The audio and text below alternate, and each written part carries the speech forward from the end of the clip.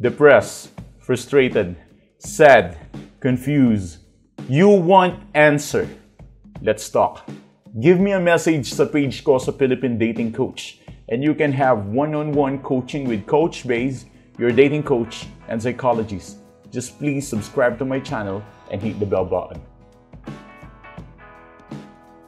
Pag sinabing ghosting, anong pagkakaintindi nyo? Di ba, pag sinabing ghost, parang iniwan ka.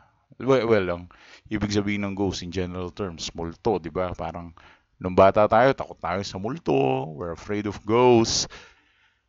Sa relationship, meron din tayong tinatawag na ghosting or ghost. Ibig sabihin nun, ikaw yung iniwan. Siya yung nagmarka, siya yung nagmulto sa'yo. Minumulto ka ng ex mo. Ginose ka niya, sa madaling salita. So, that should be ghosting. Okay. Very good. Ngayon, dahil sa ghosting na yan, hindi matanggap ngayon ng ego at ng pride mo na yung ex mo ay iniwan ka.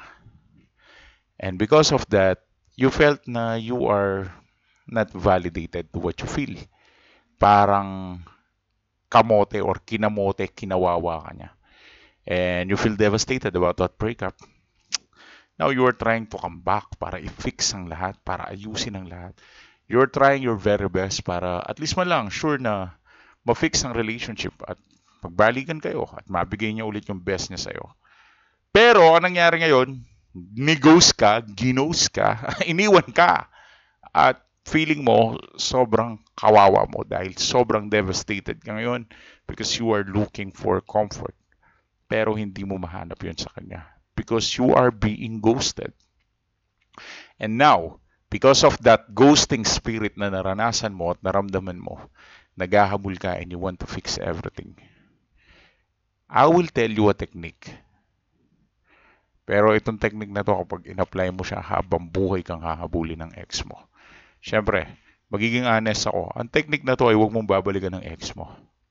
Dahil kung babalikan mo ang ex mo, kung babalikan mo ang ex mo, kung babalikan mo ang ex mo, paano kanya hahabulin habang panahon at habang nabubuhay ka? Ito yung tinatawag kong alpha ghost. Alpha coach, panlalaki lang yan. Hindi. Alpha ghost. Ibig sabihin, major ghosting to. Iba-iba kasi ang ghosting type. Meron tayong tinatawag na beta ghosting. Ang beta ghosting yun yung iniwan ka pero binibigyan ka pa rin ng mga sub-signals na babalik pa siya. Ito naman ay alpha ghost. Ang alpha ghosting naman, ito yung bigla ka na lang mawawala at hindi ka na niya mababalik sa buhay niya. Kahit anong tumbling at kahit umakyat pa siya ng Mount Everest, hindi ka babalik at hindi mo na siya papansinin dahil magiging masaya ka na forever. Isisettle mo na yung sarili mo sa ibang bagay, sa ibang tao, sa ibang achievement, sa ibang career. Isisettle mo na yung sarili mo for your own good. Diba? Isisettle mo na yung sarili mo for your own self. Hindi ka na makikibaka at makikisama pa sa ex mo. Ang mangyayari ngayon, you will just cover yourself up para sa sarili mo. And you will commit this kind of thing for the rest of your life. Ibang uri ng technique to, syempre. Hindi naman para-pareho tinuturo ko every video eh. Syempre, iba-iba yan, di ba? So, may iba-iba tayong opinion at iba't ibang technique dyan. Pero itong technique na to, applicable lang to sa simpleng tanong. Kaya mo ba?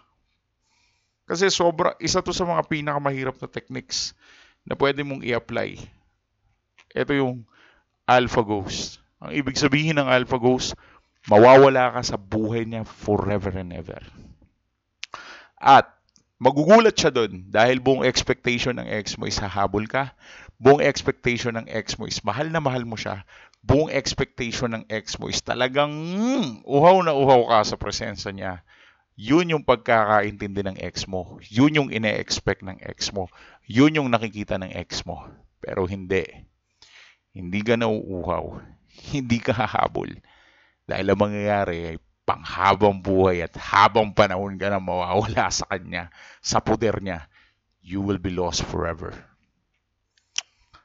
Kakayanin kaya ng ex mo yan?